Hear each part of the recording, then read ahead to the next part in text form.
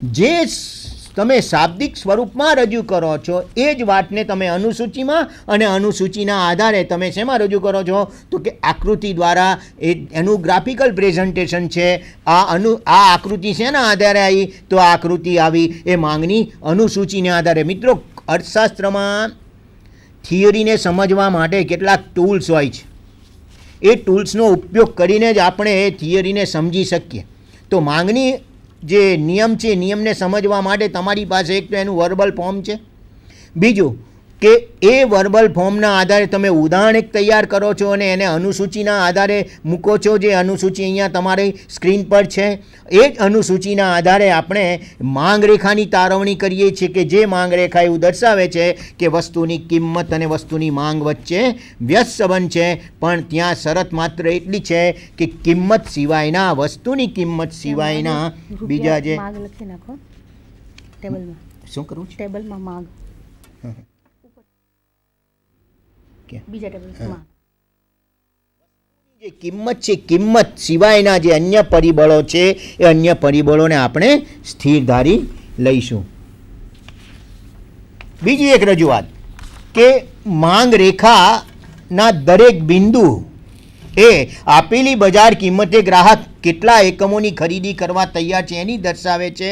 તો આ એક જ માંગ રેખા ઉપર તમારે વસ્તુનું સંકુચન અને વિસ્તરણ દેખાડેલું છે. તમે માંગ રેખાની ડાબી તરફ ઉપર જાઓ છો, વસ્તુનું સંકુચન થશે. માંગ રેખાની જમણી તરફ નીચે આવો છો, એનું શું થશે તો વિસ્તરણ થશે. જો મિત્રો, અહીંયા એક અનુસૂચિ છે.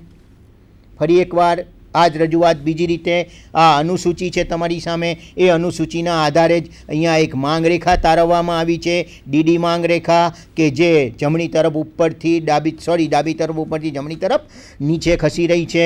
તો માંગનું સંકુચન અને વિસ્તરણ, તમે જેમ ઉપર તરફ જાઓ છો તે માંગનું સંકુચન થશે, તમે જેમ નીચેની તરફ આવો છો માંગ રેખાના તે માંગનું વિસ્તરણ થશે. એટલે કે આપેલી બજાર કિંમતે ઉપભોક્તા કેટલી ખરીદી કરવા માગે છે એની આ એક ગ્રાફિકલ પ્રેઝન્ટેશન છે. આકૃતિ દ્વારા સમજીએ. આકૃતિ ક્યાંથી આવી તો આકૃતિ આપણે અનુસૂચિના આધારે લાયા. આ એક કાલ્પનિક ચિત્ર છે. તમારી સામે આ જે ચિત્ર છે કાલ્પનિક છે મિત્રો.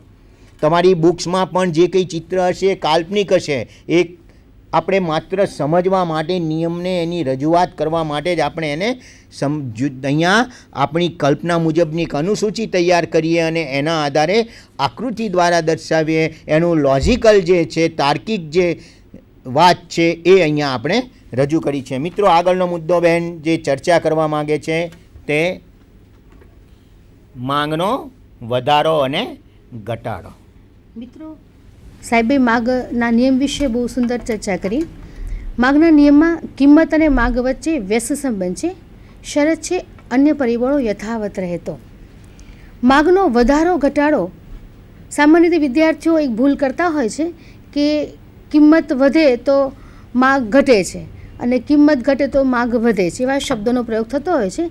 વાસ્તવમાં કિંમત ઘટે ત્યારે માંગનું વિસ્તરણ થાય છે, શબ્દ પ્રયોગ છે, અને કિંમત વધે તો માંગનું સંકોચન થાય છે. હવે કિંમત સિવાયના અન્ય પરિબળોમાં ફેરફાર થાય અને એને કારણે માંગમાં જે ફેરફાર થાય છે તેને અર્થશાસ્ત્રમાં માંગનો વધારો કે ઘટાડો એ રીતે ઓળખવામાં આવે છે. એટલે કિંમત અહીંયા સ્થિર હોય છે અને કિંમત સિવાયના જે બીજા પરિબળો છે, ગ્રાહકની આવક છે, વસ્તીની સંખ્યા છે, સ્વભાવ છે, ફેશન છે, રુચિ છે, વસ્તુની ગુણવત્તા છે, અવેજી વસ્તુની કિંમત છે, આમાં બધા ફેરફાર થાય, કિંમત સ્થિર છે. અને એને કારણે માંગમાં જે ફેરફાર થાય છે એ માંગનો વધારો ઘટાડો સૂચવે છે. માટે મિત્રો, એ વસ્તુ તમારે યાદ રાખવાની છે કે કિંમતમાં ફેરફાર થવાથી માંગમાં જે ફેરફાર થાય એ વિસ્તરણ અને સંકોચન છે, અને કિંમત સિવાયના અન્ય પરિબળોને કારણે માંગમાં જે ફેરફાર થાય એને માંગનો વધારો કે ઘટાડો એ રીતે ઓળખવામાં આવે છે. આપણે આકૃતિ દ્વારા આની વધુ સ્પષ્ટતા કરીશું. આકૃતિમાં OX ધરી પર વસ્તુની માંગ દર્શાવવામાં આવી છે અને OY ધરી પર વસ્તુની કિંમત દર્શાવવામાં આવી છે. OP કિંમત અહીંયા સ્થિર છે પણ માંગમાં ફેરફાર થાય છે. OP કિંમત ધારો કે વસ્તુની માંગ શરૂઆતમાં OM છે, એટલે આપણને માંગ રેખા DD પ્રાપ્ત થાય છે, જે આકૃતિમાં બતાવ્યું છે. ધારો કે અન્ય પરિબળમાં એવા ફેરફાર થાય જેને કારણે માગનું વિસ્તરણ વધારો થાય અને માગ વધીને OM2 થાય છે, તો અહીંયા વસ્તુની કિંમત OP સ્થિર છે, છતાં માગ M થી M2 જેટલી વધે છે.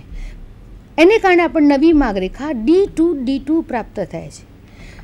વધારો હંમેશા મૂળ રેખાથી ઉપર તરફ હોય અને ઘટાડો હંમેશા મૂળ રેખાથી ડાબી તરફ હોય.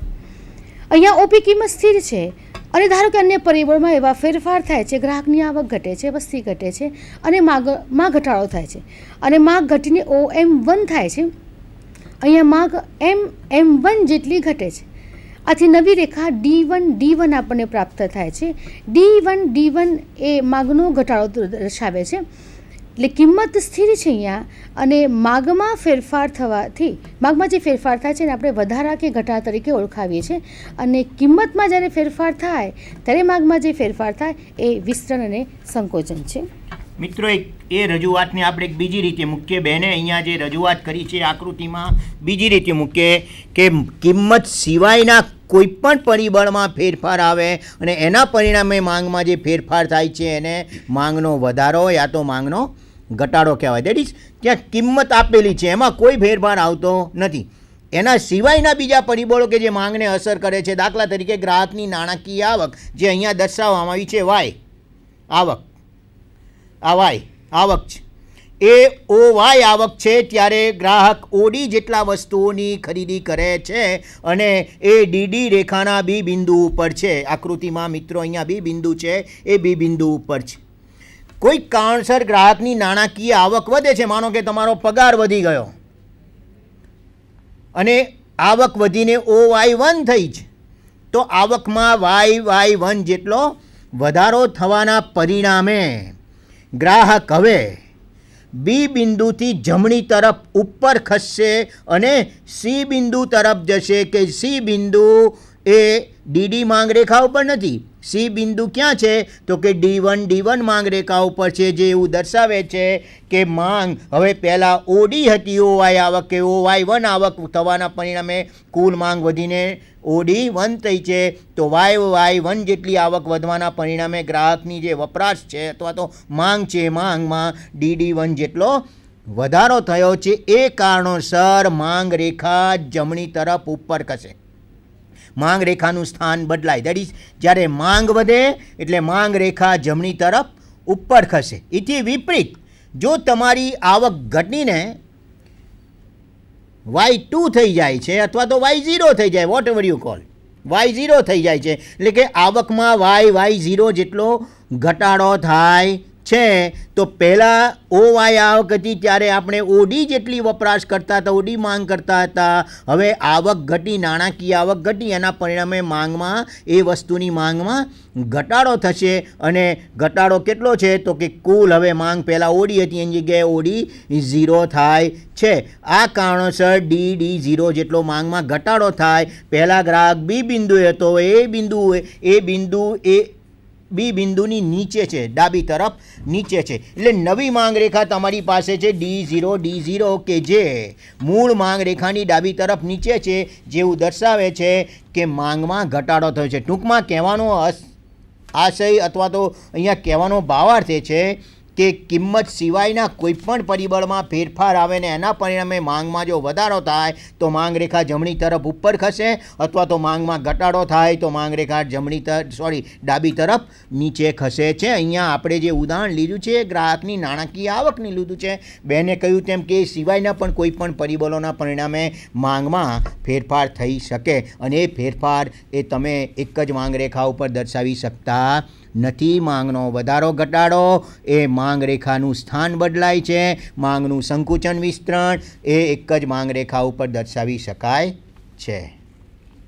મિત્રો, અતુલભાઈ જે વાત કરી માગના નિયમના સંદર્ભમાં, માર્શલે જે વાત કરી માગનો નિયમ કે અન્ય પરિબળો યથાવત રહે તો વસ્તુની કિંમત વધે તો માગનું સંકોચન થાય અને વસ્તુની કિંમત ઘટે તો માગનું વિસ્તરણ થાય. એટલે અન્ય પરિબળો જ્યારે સ્થિર હોય અને માત્ર વસ્તુની કિંમતમાં જ્યારે ફેરફાર થાય તો એને માગનું વિસ્તરણ અને સંકોચન કહીએ છીએ.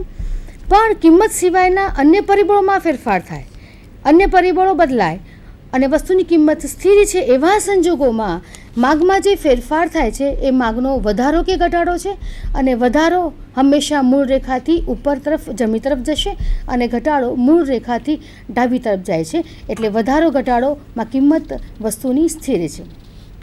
માગનો નિયમ જે પ્રોફેસર માર્શે રજૂ કર્યો, એમને દૃષ્ટિકોણ વિશ્લેષણને ધ્યાનમાં રાખીને આ નિયમ રજૂ કર્યો. આ નિયમના કેટલાક અપવાદો પણ છે. નિયમના અપવાદો એટલે નિયમ વિરુદ્ધની સ્થિતિ, ત્યાં નિયમ લાગુ પડતો નથી, કિંમત અને માગ વચ્ચેનો વ્યસ્ત સંબંધ જોવા મળતો નથી. આ અપવાદોમાં છે હલકી વસ્તુઓ, જેને આપણે ગિફન વસ્તુઓ કહીએ છીએ. કેટલીક વસ્તુઓ આપણે ગુણવત્તાની દૃષ્ટિએ હલકા પ્રકારની, દાખલા તરીકે અનાજમાં બાજરી છે, જુવાર છે, પછી કાપડમાં હલકી કક્ષાનું કાપડ હોય, તો એ વસ્તુની ખરીદી સામાન્ય રીતે સમાજનો જે ગરીબ વર્ગ છે એ ગરીબ વર્ગ પોતાની આવકનો મોટો હિસ્સો એની પાછળ ખર્ચે છે. હવે આ વસ્તુની કિંમત ધારો કે ઘટે તો એની માગ વધશે નહીં. કેમ? તો કે એ ગ્રાહકની વાસ્તવિક આવક એને કારણે વધે છે. વસ્તુની કિંમત ઘટી છે એટલે ગ્રાહકની આવક વધે છે. એટલે ગ્રાહક હલકી વસ્તુને બદલે વધુ સારી વસ્તુઓ ખરીદવા માટે પ્રયત્ન કરશે, એની માગ વધારશે. એટલે અહીંયા હલકી વસ્તુની કિંમત ઘટી હોવા છતાં માગનું વિસ્તરણ થતું નથી. તો ત્યાં આ નિયમ આપણને જોવા મળતો નથી. ત્યાર પછી બીજો જે અફવા છે એ પ્રતિષ્ઠા મૂલ્યવાળી વસ્તુઓ. સમાજમાં કેવો વર્ગ છે કે જે પોતાની ઊંચી પ્રતિષ્ઠાને વ્યક્ત કરવા માટે મોંઘી વસ્તુઓ ખરીદતો હોય છે. દાખલા તરીકે હીરા છે, માણેક છે, ઝવેરાત છે, સોનું છે. તો આવી બધી વસ્તુઓની જ્યારે કિંમત ઊંચી હોય તો એ સમાજમાં એની પ્રતિષ્ઠા વધારે દેખાય એ માટે એ વસ્તુની કિંમત વધે છે, ત્યારે તેની માગ વધારે છે. પણ આવી વસ્તુની જ્યારે કિંમત ઘટે છે ત્યારે એમાં એની ખરીદીમાં એને કોઈ જ રસ રહેતો નથી. ત્યારે કિંમત ઘટવા છતાં એની માગનું શું કરે છે? સંકોચન કરે છે. એટલે પ્રતિષ્ઠા મૂલ્યવાળી વસ્તુઓ પણ આ નિયમમાં જોવા નથી મળતો. ત્યાર પછી અત્યંત સસ્તી વસ્તુઓ, વ્યક્તિ એની આવકનો બહુ જ નજીવો હિસ્સો અમુક વસ્તુ પાછળ ખર્ચે છે. એટલે અત્યંત સસ્તી વસ્તુ જેવી કે મીઠું છે, વર્તમાનપત્ર છે, ટાંકણી છે, સોય છે, આવી વસ્તુઓ પાછળ બજેટ એનું ખૂબ જ નાનું હોય છે. હવે આવી વસ્તુની કિંમત વધે કે ઘટે તો એની ખરીદીમાં કોઈ જ ફેરફાર થતો નથી. આવી વસ્તુની કિંમત ઘટે, ધારો કે મીઠાની કિંમત ઘટે તો આપણે ઢગલાબંધ મીઠું વાપરતા નથી. એની માગ કેવી રહે છે? સ્થિર રહે છે. એ કિંમત ઘટવા છતાં માગનું વિસ્તરણ થતું નથી. અને ત્યારબાદ છે ગ્રાહકનું અજ્ઞાન. ગ્રાહકો કેટલીક વખત એવું માનતા હોય છે કે જેમ વસ્તુની કિંમત વધારે એમ એની ગુણવત્તા વધારે સારી. જો આવો એ ભ્રામક ખ્યાલ એની પાસે હોય, ભ્રામક ખ્યાલમાં એ રહેતો હોય તો અહીંયા કિંમત વધવા છતાં પણ માગનું સંકોચન થતું નથી. એટલે ગુણવત્તા વધારે સારી છે એ આશયથી એ વસ્તુની ખરીદી કરે છે. એટલે આ નિયમના માર્શલના નિયમના માગના નિયમના કેટલાક અપવાદો છે. પણ તેમ છતાં વ્યવહારમાં માગનો નિયમ કિંમત વધે તો માગનું સંકોચન થાય છે અને કિંમત ઘટે ત્યારે માગનું વિસ્તરણ થાય છે. એ આપણે વાસ્તવમાં જોઈ શકીએ છીએ.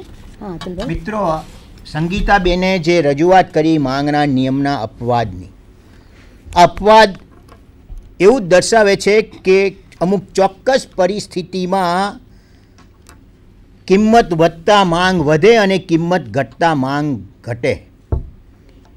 હવે જ્યારે કિંમત વધતા માંગ વધે અને કિંમત ઘટતા માંગ ઘટે એ કઈ પરિસ્થિતિમાં કઈ વસ્તુઓની બાબતમાં આવે એ સંગીતાબેને ચર્ચા કરી. આ વાતને આપણે આકૃતિના માધ્યમથી સમજી લઈએ કે સામાન્ય રીતે માંગ રેખા એ ઋણ ઢાળવાળી હોય છે. એવું વ્યક્ત કરે છે કે કિંમત વધતા માંગ ઘટે છે અને કિંમત ઘટતા માંગ વધે છે. દેટ ઇઝ કિંમત અને માંગ વચ્ચે વ્યસ્ત સંબંધ હોય. પણ જ્યારે માંગના નિયમનો અપવાદ સર્જાય છે ત્યારે માંગ રેખા એ ઋણ ઢાળવાળી નહીં પણ માંગ રેખા એ ધન ઢાળવાળી આવે. દેટ ઇઝ કે એ ડાબી તરફ નીચેથી જમણી તરફ ઉપર ખસે છે. જો મિત્રો, અહીંયા આકૃતિમાં ઓપી કિંમતે માંગ ઓડી છે, પણ હવે કિંમત PP1 જેટલી વધી એ કારણે સમાજનો કેટલોક વર્ગ એ વસ્તુ વધારે ખરીદશે અને માંગ વધીને DD1 થશે. પહેલાં માંગ રેખાના એ બિંદુ ઉપર હતા, કિંમત વધવાના પરિણામે માંગ રેખાના બી બિંદુ ઉપર જઈએ છીએ. એવું દર્શાવે છે કે અહીંયા કિંમત વધતા માંગમાં વધારો થયો છે. એથી વિપરીત જો કિંમત ઘટે તો સમાજનો એ વર્ગ એ વસ્તુની માંગમાં ઘટાડો કરશે. જેમ બેને કહ્યું તેમ કે એક હલકા પ્રકારની વસ્તુ જેને ગિફન વસ્તુ કહીએ છીએ એ વસ્તુ અથવા તો પ્રતિષ્ઠા મૂલ્ય ધરાવતી વસ્તુ હોય, જો સોના ચાંદી હીરા માણેક સમાજનો કેટલોક ધનિક વર્ગ અમુક ચોક્કસ વસ્તુઓ વાપરવાનો આગ્રહ રાખતો હોય. જો સામાન્ય પ્રજા પણ એ વસ્તુ વાપરીએ તો એમને એમ લાગે કે આમાં આપણી પ્રતિષ્ઠા જોખમાય છે અથવા તો આપણે એ લેવલથી નીચે આવીએ છીએ, કારણસે એ લોકો એ વસ્તુઓ વાપરવાનો આગ્રહ રાખતા નથી. તો આ કારણસર સોના ચાંદીની કિંમત વધશે, સમાજનો કેટલોક વર્ગ ચોક્કસપણે એ વસ્તુની માંગ વધારશે. કેમ? તો એના પરિણામે સમાજમાં એમની જે પ્રતિષ્ઠા છે, મોભો, જેને તમે એને સ્ટેટસ કહો છો, તે સ્ટેટસમાં વધારો થાય છે. આપણે ત્યાં ઘણા બધા સમાજમાં જો લગ્ન પ્રસંગે કોઈ સામાજિક મેળાવડા હોય ત્યાં ખાસ કરીને સ્ત્રીઓ, ધનિક લોકોની સ્ત્રીઓ, સામાન્ય વસ્તીની વાત આપણે નથી કરતા, પણ ધનિક જે સ્ત્રીઓ છે, સ્ત્રીઓ બહાર એમના ઘરેણાં દેખાડીને ફરતી હોય છે અને બીજા એનાથી અંજાઈ જાય એ માટે એક ખાસ ધ્યાન રાખે છે કે પોતાની પ્રતિષ્ઠા પોતે કેટલું મોંઘું વસ્તુઓ વાપરી શકે છે, લક્ઝુરિયસ આઇટમ વાપરવી બધી. જેમ ઊંચી કિંમત એમ વધારે પ્રતિષ્ઠા એવું દર્શાવે ત્યારે સ્વાભાવિક છે એ વસ્તુની માંગમાં વધારો થાય. જો એ કિંમત ઘટી જાય તો એનો અર્થ એમ કે સામાન્ય પ્રજા પણ એ લઈ શકશે, સામાન્ય માણસ પણ એ વસ્તુ ખરીદશે, તો એવો વર્ગ એ વસ્તુનો વપરાશ ઘટાડશે અને એનાથી પણ વધારે સારી ઊંચી ગુણવત્તાવાળી અથવા તો મોંઘી વસ્તુ લેવાનો આગ્રહ રાખશે કે જ્યાંથી એમની પોઝિશનમાં કોઈ પંક્ચર ના પડે, એમની પોઝિશન નીચે આવે નહીં. તો એ તબક્કે માંગ ઘટશે. એટલે કે જ્યારે માંગના નિયમનો અપવાદ સર્જાય છે ત્યારે માંગ રેખાનું જે ઢોળાવ છે, ઢોળાવ એ ધનડાળવાળો થશે, અર્થાત કે માંગ રેખા એ ડાબી તરફ નીચેથી જમણી તરફ ઉપર જશે. મિત્રો, સામાન્ય રીતે આપણે ત્યાં ચોપડીઓમાં કે કોઈ પણ જગ્યાએ તમે પેપર લખતા હોય ત્યારે પણ અમારો તો અનુભવ એવો રહ્યો છે કે અપવાદો લખીએ છીએ પણ એ અપવાદોને આકૃતિ દ્વારા સમજાવતા નથી. પણ અહીંયા તમારી સામે એક આકૃતિ રજૂ કરી છે. હું બધાના ઉપર એવું નથી કહેતો, માફ કરજો મને, પણ અમારો જે અનુભવ છે પેપર તપાસતી વખતે અથવા તો ક્લાસરૂમમાં પણ ક્યાંક હોય ત્યારે આપણે એવું સમજતા હોઈએ છીએ, પણ એ આકૃતિ દ્વારા આપણે સમજવાનું કે માંગનો અપવાદ સર્જાય છે ત્યારે માંગ રેખા એ ધનડાળવાળી હોય છે. બરાબર છે મિત્રો? બેને જે રજૂઆત કરી છે, રજૂઆતને આપણે એક અલગ રીતે સમજી લઈએ કે માંગનો જે નિયમ છે, નિયમમાં આપણે કેટલીક ચોક્કસ ધારણાઓ કરેલી છે કે અન્ય પરિબળો યથાવત રહેતા જો વસ્તુની કિંમત ઘટે તો માંગનું વિસ્તરણ થાય અને વસ્તુની કિંમત વધે તો માંગનું સંકુચન થાય. આ વાતને તમે માંગને